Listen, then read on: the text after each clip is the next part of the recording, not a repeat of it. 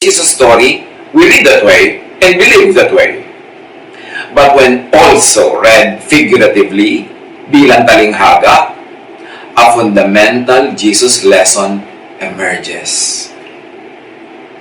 So mahalaga appreciate this story from its literal reading, totoo, nangyari, naganap, history, but also from its figurative reading para makaangat tayo sa mas mataas na kahulugan, malampasan yung kwento at marating yung diwa ng kwento. Understand its deeper meaning and message. Now, balikan natin the story of the feeding of the 5,000 and its meaning. Story number 1. Mark 6:30-31. Bumalik kay Jesus sa mga apostol at iniulat nila sa kanya ang lahat ng kanilang ginawa at itinuro. Subalit napakaraming taong dumarating at umaalis at hindi na nila makuhang kumain. Kaya't sinabi ni Jesus sa mga alagad, magpunta tayo sa hindi mataong lugar upang makapagpahinga kayo ng kaunti. So the story and the diwa of the story is being set up. The setting is being put in place. Mark 6:32. Umalis nga sila sakay ng isang bangka at nagpunta sila sa isang liblib na lugar. And understand that this is in Jewish territory. At madalas siyang kwento sa New Testament, pag binamagit ang boat, it is a symbol of the church. Now, you see a boat, the church in Jewish territory. Pag binabasa natin yung mga figurative meaning ng mga symbol sa kwento. And they were in the desert. In fact, they crossed the water and still went to a desert place kasi desert naman yung buong Israel. So this is the wilderness. And what does this wilderness represent figuratively? The wilderness experience of Israel, especially recorded in Exodus 16:13-35. And in that story, makikita natin the miracle of the manna and the quail. Yung pagpapakain ng tinapay at yung itinaboy ng mga ibon para makakain sila ng barbecue. Now, Mark 6:33, sa pagpapatuloy ng kwento number 1, ngunit maraming nakakita sa kanilang pag-alis at nakaalam kung saan sila pupunta. People follow Jesus into the wilderness, which means, symbolically, people following Moses into the wilderness. Mark 6:34, pagbaba ni Jesus sa bangka, nakita niya ang napakaraming tao na unahan pa silang dumating doon sa pupuntahan nila. Nahabag siya sa kanila, sapagkat para sila mga tupang walang pastol, kaya't sila'y tunuruan niya ng maraming bagay. So umiwas na nga sila sa mga tao dahil hindi makapagpahinga, hindi makakain man lang, tumawid ng tubig, pagdating sa pupuntahan, naandun na, nauna pa ang marami na namang tao, nagturo na naman si Jesus. Wala pa rin kainan ito, ha? But this, symbolically, when you take out of the literal, historical story, is a swipe at Israel's religious leaders. Numbers 26:16-17.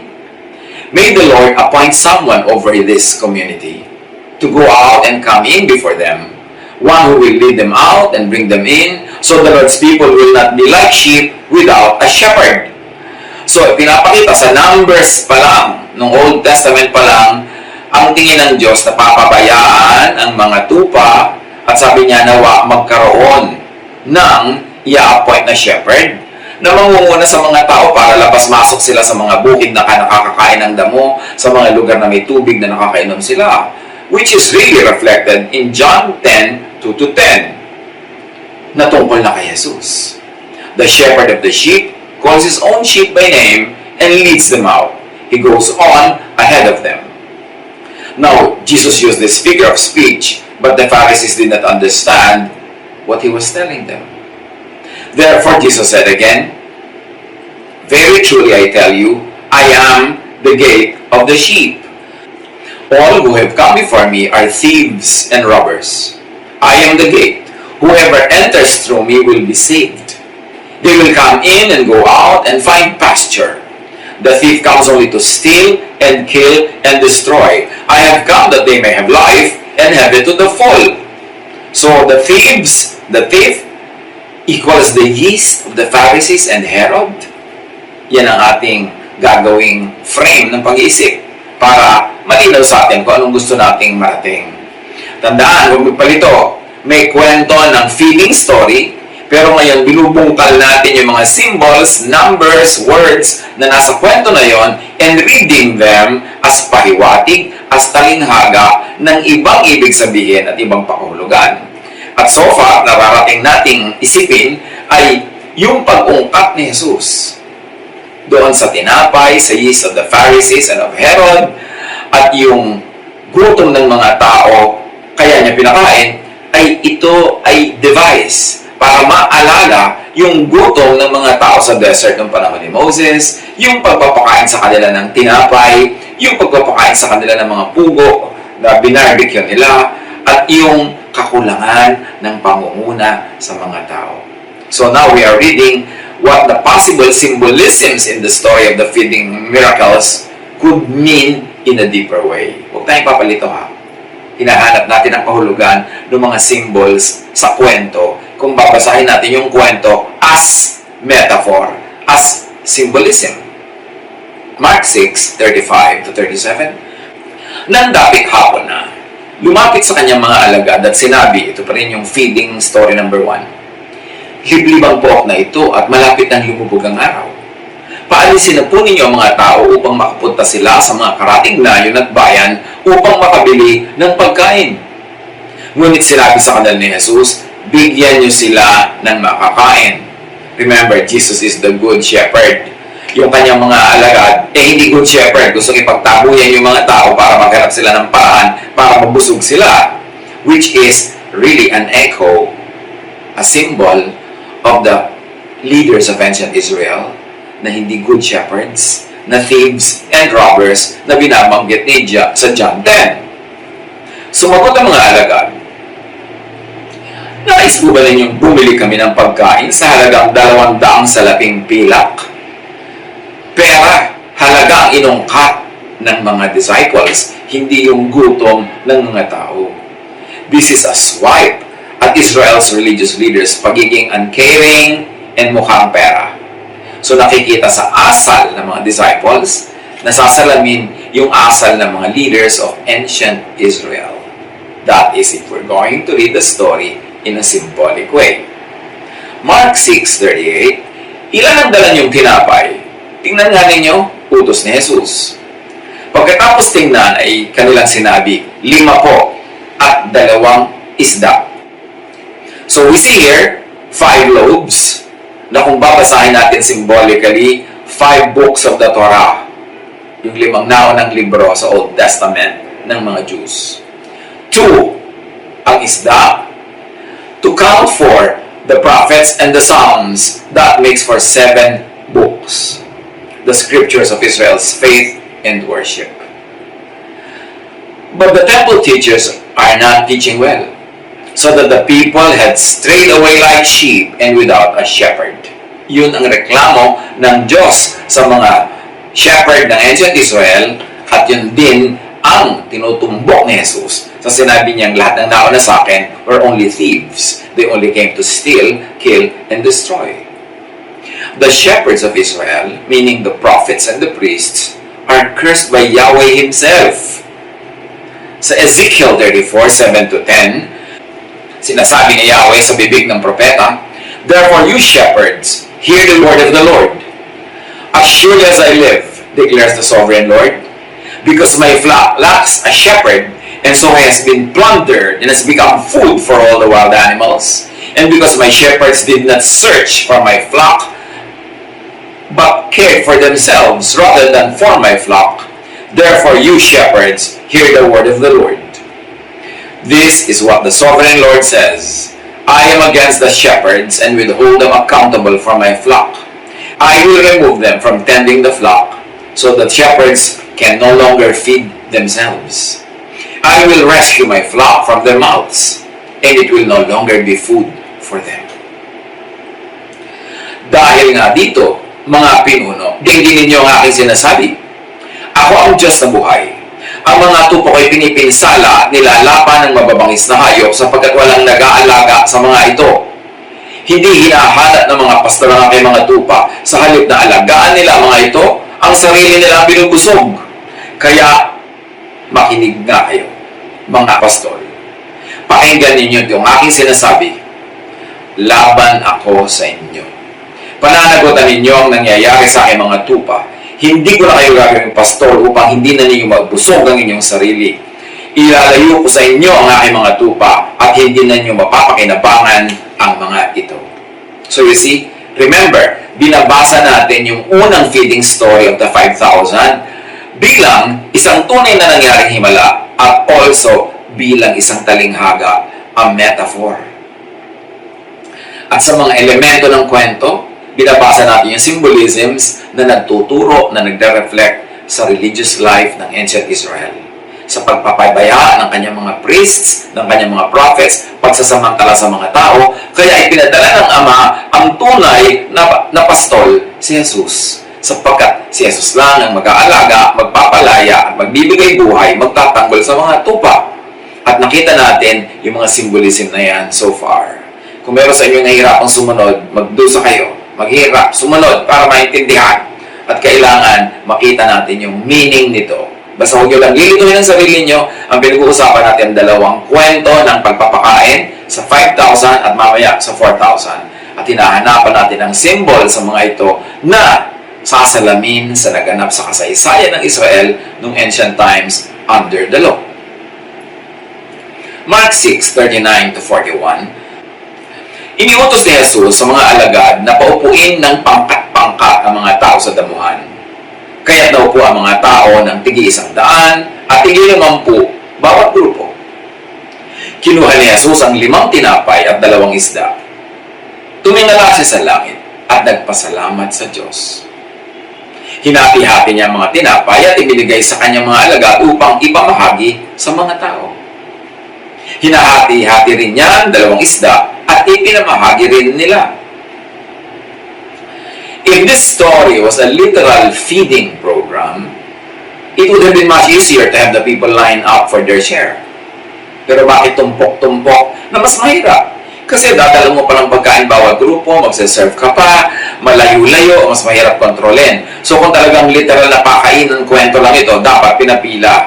Ngayon, tinitingnan natin siya as a symbolic story of something higher in meaning. This is an image of the Lord's Supper. Tumpok-tumpok, magkakaikot, magkakaharap, fellowship. This is an image of Jesus serving the true bread from heaven and doing the serving Himself. Mark 6:42-44. Ang lahat ay nakakain at nabusog. At nang tipunin ng mga alagad ang lumabis sa tinapay at isda, nakapuno pa sila ng 12 kaing. May 5,000 lalaki ang kumain ng tinapay. So the feeding of the 5,000 means Jesus is the good shepherd of the Jews. Unlike the irresponsible shepherds of Israel, Jesus personally does the feeding himself and makes the disciples serve the food. Samantalang sa ancient style, under the law, yung dati nilang mga pinagalitan nga ng Diyos na mga shepherd, yung parang flak ang kinakain nila, pinagkakaperahan, hinuhututan, pinagsasamantalahan, ina-exploit. Kaya ipinadala sa Jesus kasi hindi masaya ang Diyos. The way the shepherds of ancient Israel were doing their leadership. At sabi, everyone was satisfied. Ibang-iba sa temple workers. Under the temple system, gutom ang flock. Ang flock pa nga ang kinakain. Jesus is looking toward heaven bago niya i-serve. The blessing of the loaves and the fish, breaking them up into pieces and serving them, is Jesus' way of teaching the people about the scriptures. It is sacred, organized, sapat, nakabubusog. So Jesus the good shepherd, and then the bad shepherds of John 10:10 who come only to steal, kill, and destroy, meaning the religious leaders of ancient Israel under the law. The physical arrangement depicts a congregation partaking of the bread of life, equivalent to our today's Lord's Supper. Mas madali naman, di ba, papilahin pag nagbibigay nga tayo ng mga relief goods, pila. pag nagdi-distribute tayo ng mga pagkain, pila, bakit pinatumpok-tumpok? Kasi kung hindi mo nga babasahin dito as a literal feeding story, kundi symbol of a spiritual feeding, yung pagpapakain parang Lord's Supper. At sa Lord's Supper, yung bread si Jesus, yung katawan niya. Ang iniinom na wine, yung blood niya. Symbolic that He is the bread of life. He is the bread that feeds the church. And this is the message if the feeding of the 5,000 was to be read as metaphor. Kaya mahalaga ang pagbasa, hindi lang laging literal. Basahin mo literal, get the meaning, apply it. Pero basahin mo rin symbolically, get the higher meaning, and apply it. Do both. Jesus is giving the broken pieces of bread to His disciples in order for them to give to the people means Jesus tasks His disciples to feeding the people in spite of their unwillingness and hesitancy. Di ba yung mga disciple unwilling? Parang wala po tayong maipapakain, pauwi na sila, kanya-kanya silang gawa ng paraan. Pero ang ginawa ni Jesus, matapos niyang i-bless yung pagkain at hinati-hati, ipinadistribute niya sa mga disciples. It means it's a preparation for the church, for the departure of Jesus into heaven. Kasi darating ang panahon, ang magsaserve na yung disciples. So again, very symbolic itong pagpapakain event na ito. But He answered, sabi ni Jesus sa mga nagdadalawang loob ng mga disciples, you give them something to eat. They said to Him, that would take more than half a year's wages. Are we to go and spend that much on bread and give it to them to eat? Jesus delegates to His disciples, the church, the feeding of the bread of life to the people. Jesus delegates to Peter, to the church, kasi sabi niya, feed my lambs. This also validates and mandates the disciples that the church should follow the Lord's example. At binigyan din niya ng halaga at malinaw na role yung mga leaders ng church, sila ang inassign ni Jesus na magpapakain sa flock. Now, the 12 baskets full of leftovers, sa Israel, yung 12 is Israel's number. So very clearly, ang pinag-uusapan na pinakain dito, binusog, Israelites. 5,000. The leftover means that in the Messianic banquet na pinakakahintay-hintay ng mga Israelita, that in the life, that in the church, Israel will be filled up. Hindi dapat ma-insecure ang Israel. Ang background kasi ng kwentong ito, dapat nating unawain. The book of Mark is about the Church of Mark in Rome. At doon sa Rome, maraming mga Jews na member ng Christian Church, pero padami ng padami ang mga Gentiles na nagiging member ng Christian Church to the point na nai-insecure na yung mga Israelites, yung mga Jewish Christians versus the Gentile Christians. And so the story here, featuring Israel, the 5,000, the 7, the 5 and the 2, 5 loaves, 2 fish, at yung background kung saan nangyari ang kwento sa area ng Israel, it is a message to the Israelite or Jewish Christians, huwag kayong ma-insecure sa church kahit maraming Gentiles kasi you will be filled to the full at ang lalampas pa ang nakukuhang sobra, 12 baskets, this is for you, for each of the tribes of Israel. So pag binasa natin yung feeding story as a symbol, as a metaphor, ito para patahimikin ang loob ng mga Jewish Christians na nai-insecure sa Gentile Christians in the Church of Mark in Rome. Mark 6:52, they had not understood about the loaves. Their hearts were hardened. Hindi pa nila naunawaan ang tungkol sa pagpapakain ng tinapay. Hindi pa ito abot ng kanilang isip. Ngayon, puntahan natin yung isang kwento. The story of the feeding of the 4,000. Akala ng iba, inulit lang yung kwento, tapos nagkamali yung number, yung 5, naging 4. Pero no, this is a separate kwento. And if you like to take it, a separate event of feeding. And if you like to take it even further, a separate metaphor. Iba na naman itong talinghaga. Mark 8, 1-13. Nang mga araw na yun, muling nagkatipon ang napakaraming tao.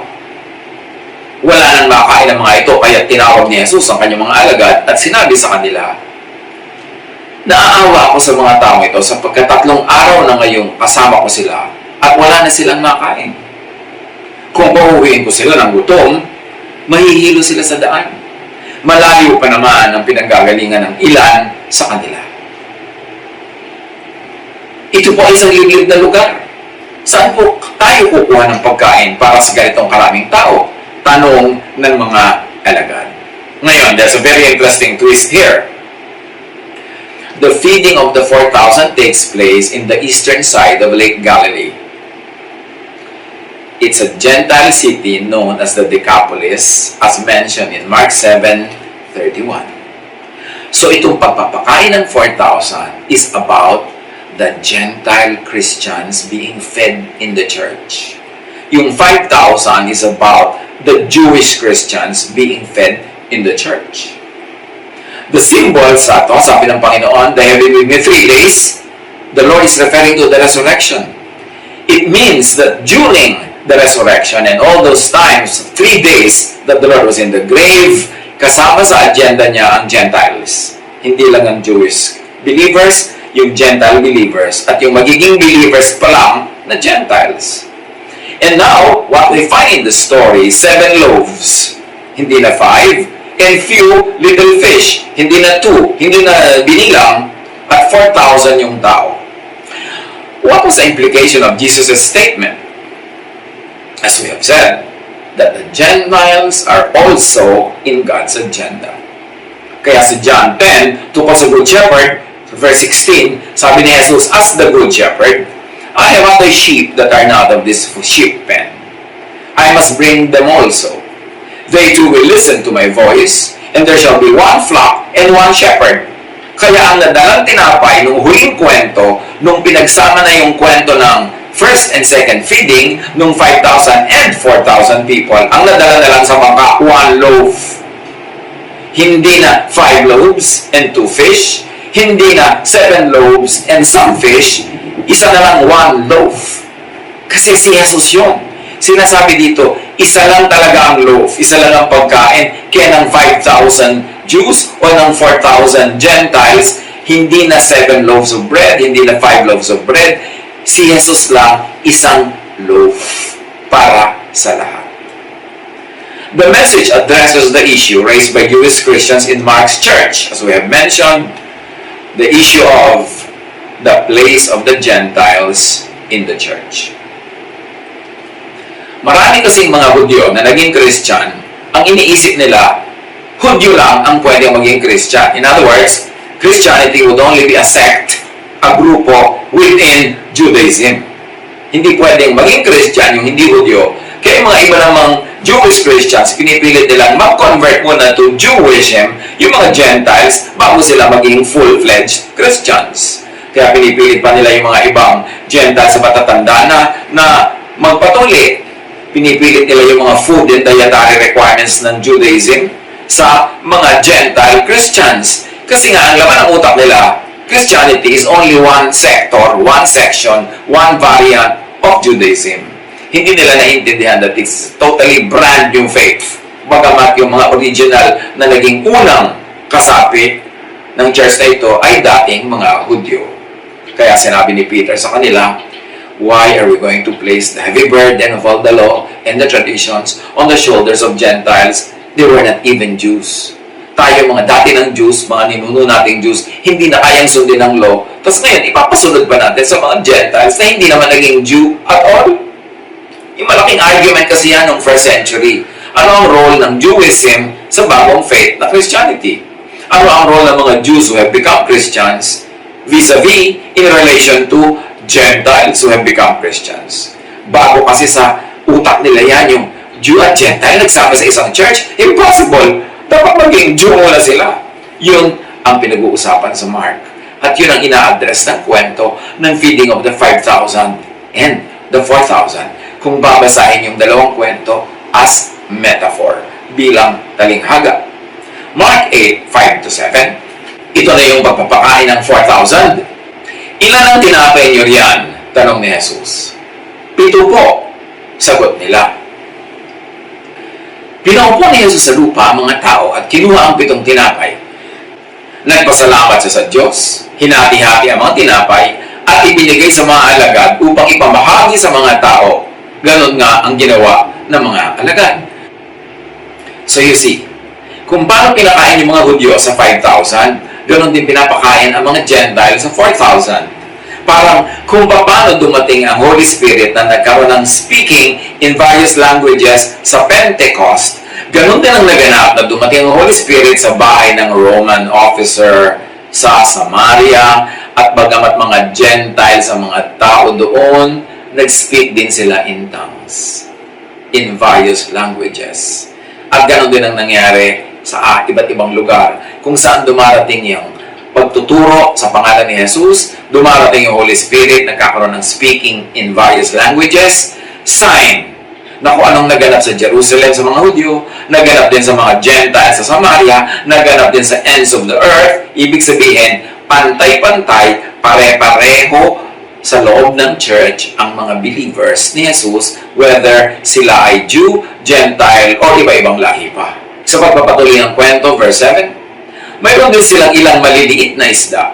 Muli siyang nagpasalamat sa Diyos, at pagkatapos ay iniutos niyang ipamahagi din iyon sa mga tao. So, to differentiate the two stories, dito 7 yung loaves, tapos ilang maliliit na isda, hindi na binilang. Paano tayong malito ng dalawang magkaibang kwento ito? 7 to describe the numbers of the loaves, not 5. Few fish, not 2 fish. 7 kasi is universality in Jewish numerology. Na ang ibig sabihin, the resurrection was universal for all.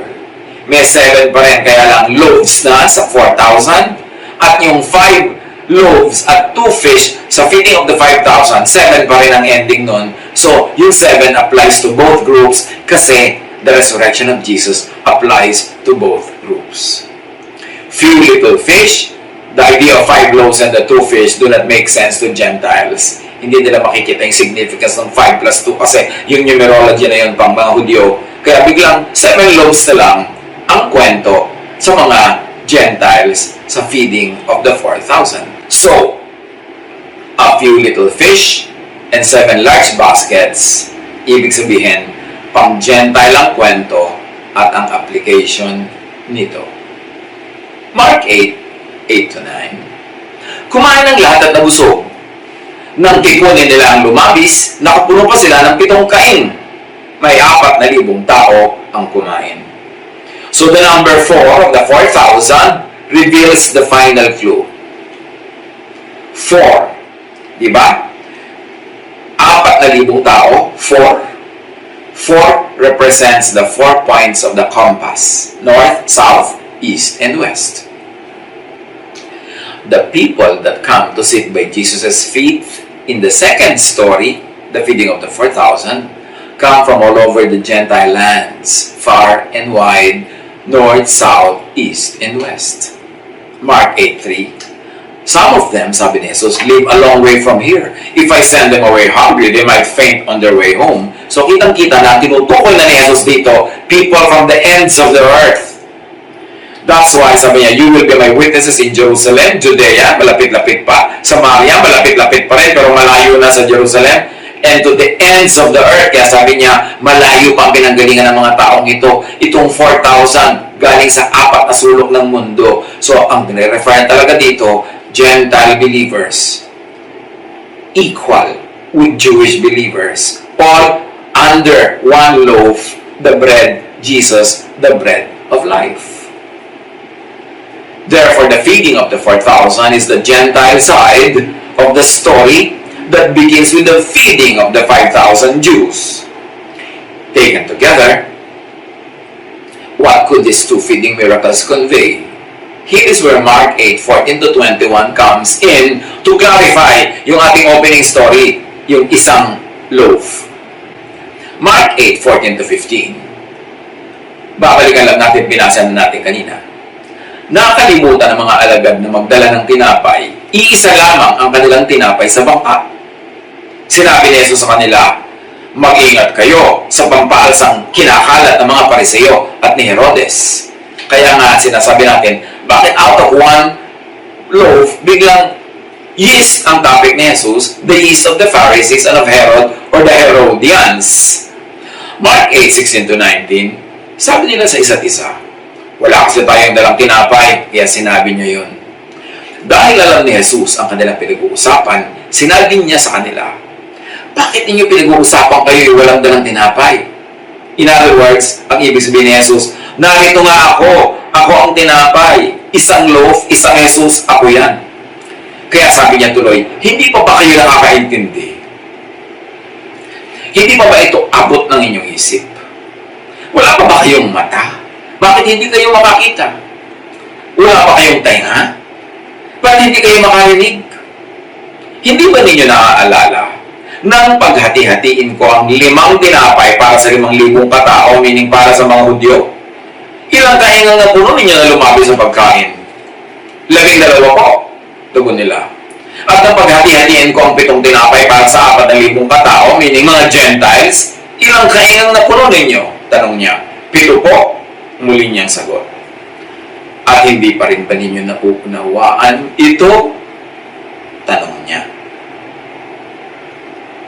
The story begins with Mark informing his readers that he has not moved away from the feeding stories. In other words, ito yung pang-culminate, ito yung pang-synthesize ng 2 feeding stories, yung isang bread na nadala sa bangka.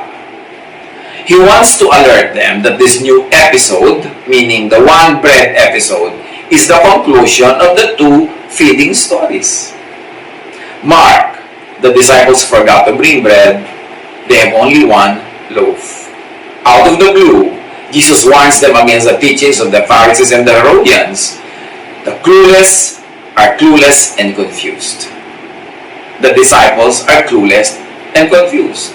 So Jesus recalls the miracles of the 5,000 and the 4,000 and the magnificent surpluses, 12 baskets and 7 baskets full of leftovers after the crowd had much to eat. So there is more than enough for Jews and Gentiles. That is the central message. There is more than enough Jesus. There is more than enough food for both Jews and Gentiles in the Christian church. The disciples failed to grasp the true meaning of those miracles. And in the final episode, the 5 loaves and the 7 loaves are now united in the 1 loaf. Jesus, the bread of life, is the 1 loaf from whom both the Jewish Christians, the 5,000, and the Gentile Christians, the 4,000, partake. The question on membership and participation in worship and sacraments of the church is decisively answered by the stories of the miracles, by the feeding of the 5,000 and the 4,000, and by the symbolisms they bring. In Jesus Christ, the Jews and the Gentiles are one. Where does this decisive teaching that encourages the Jewish Christians to ask the questions come from? Bakit ba nagtatanong yung mga Jews tungkol sa mga bagay na yan? Jesus said it. Ang talagang source ng issue, from the Pharisees and the Herodians. Remember, the Pharisee members wanted the Gentile members to be circumcised. And the Herodians had teachings na special ang mga Jews. Lagi sila dapat angat, sila dapat ang leader, sila dapat ang super special. The Pharisees and the Herodians continue to hold onto the illusion of Israel's special status as God's chosen nation inside the Christian church. Naging Christian ang mga ito, pinipilit pa rin nila yung supremacy ng mga Hudyo. Ang agenda ng mga Jewish Christians na ito ay gawing Jewish ang Christian church. Imbes gawing Christians ang Jews. At hanggang ngayon, nangyayari yan. Magfe-fellowship yung mga tao na may Jewish inclination.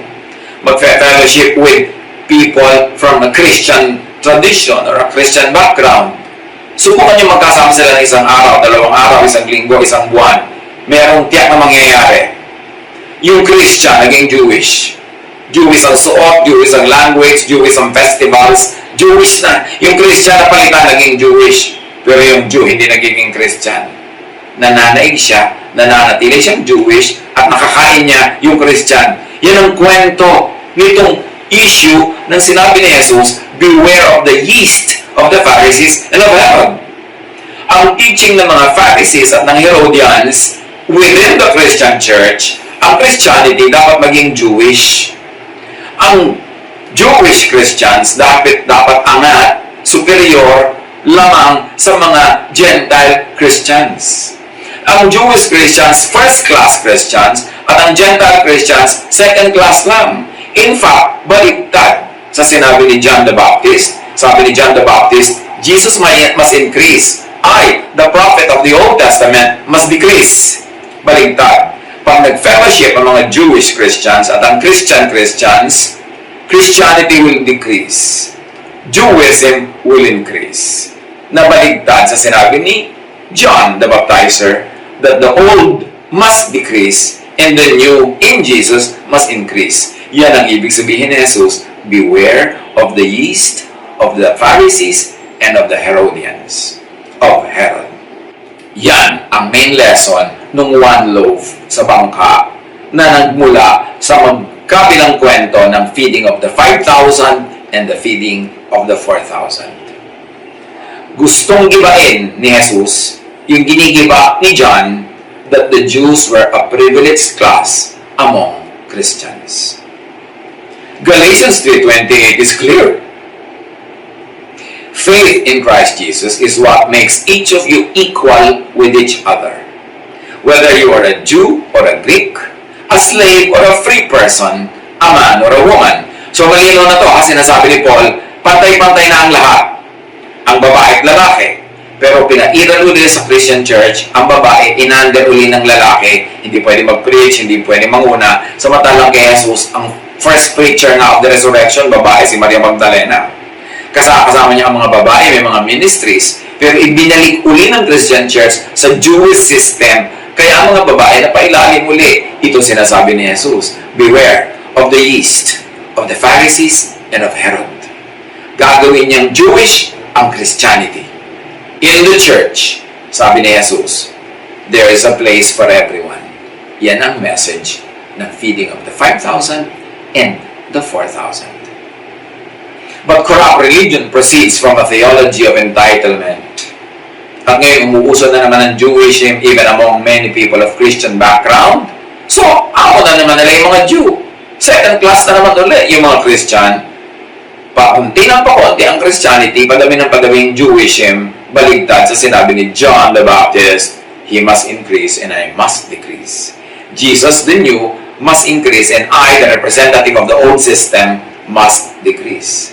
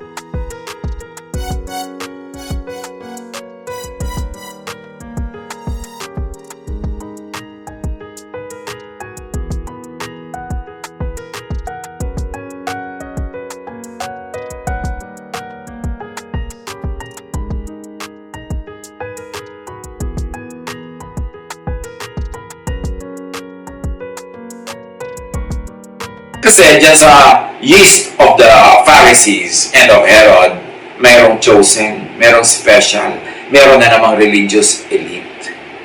Yung may mga Jewish blood or background. Jesusness searches for commonalities, not differences, while honoring and celebrating individual uniqueness.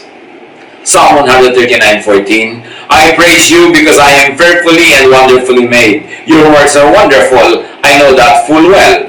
Now, how do you apply that in a church na may Jewish at may Christian people ang background?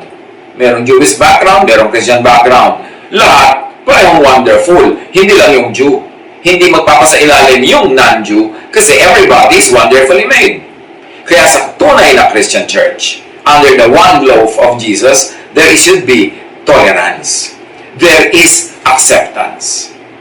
Because Jesus builds up rather than breaks down. bumubuo, hindi nag-ahati. Hindi nagkakaroon ng mga castes, ng mga classes, ng mga ranks. But for this to happen, Phariseeism, Herodianism, the temple, first had to be destroyed.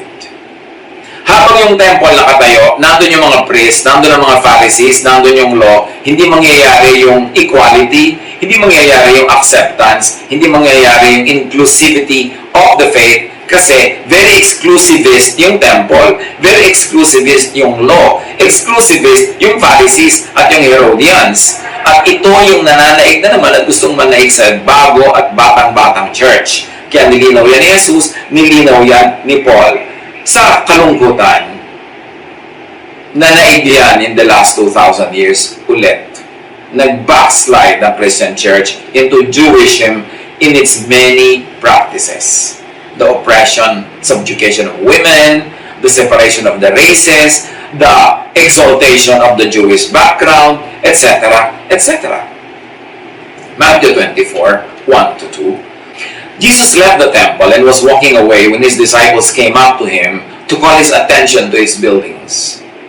"Do you see all these things?" he asked. "Truly I tell you, not one stone here will be left on another, everyone will be thrown down." So, Jesus prophesied the destruction of the temple, which he also said in the same Matthew 24 chapter, that it will happen in the lifetime of his original hearers. And really, in AD 72, the temple was destroyed and never again rebuilt. Bakit kailangan sa prophecy ni Jesus, sa paghahari ni Jesus, bakit kailangan sa new age of love and freedom na mag-iba ang temple? Because the temple stood for the law, stood for the strictness, the segregation, the Phariseeism, the superiority complex of the Jews over all the Gentiles of the world. The temple, its ideals, its teachings had to be destroyed for Jesusness to be born and to flourish. And that all happened within the lifetime of Jesus' original hearers. Jesus unites rather than divides. The church must learn to appreciate diversity, differences. 2 Corinthians 3:17, "Now the Lord is the Spirit, and where the Spirit of the Lord is, there is freedom." Pagka naging temple-centered ang Christianity, law-centered, Moses-centered, at pinangunahan ng mga modern-day Pharisees, walang freedom. Lahat may busal, lahat may tali, lahat nakakulong, lahat regulated, lahat nakakulong sa dogma. Kaya kailangan si Jesus. And through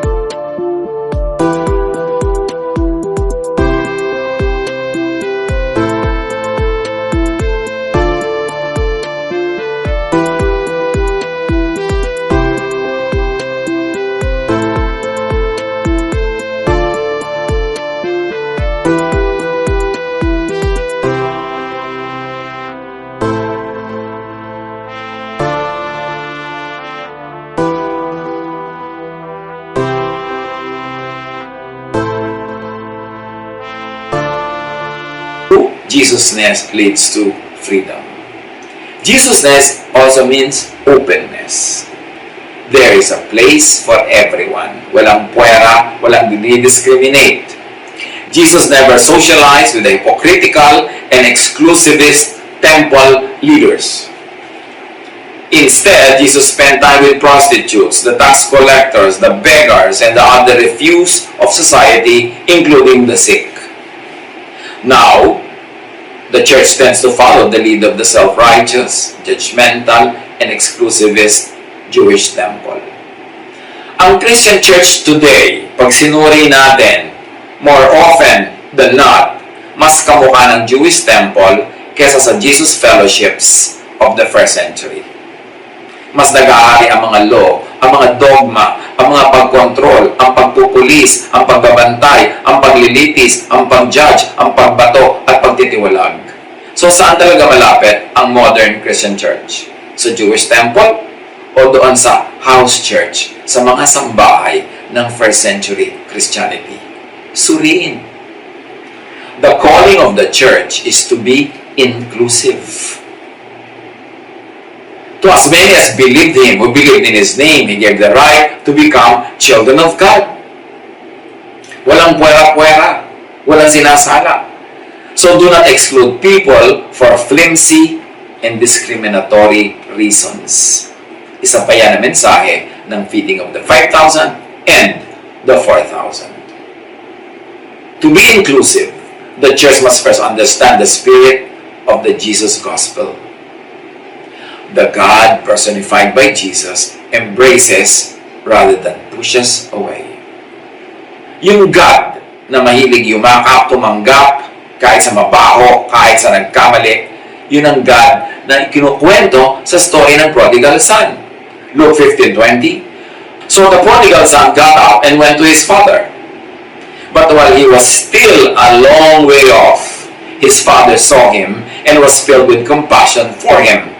He ran to his son, threw his arms around him, and kissed him. This is the message of the two feeding miracles. A God who loves, a God who accepts. Yung anak niya na hindi umalis, na legalistic, religious, na nasa loob lang ng bahay, at yung umalis niyang alibughang anak na naglayas, at kung anong pinagagawa sa buhay, we never come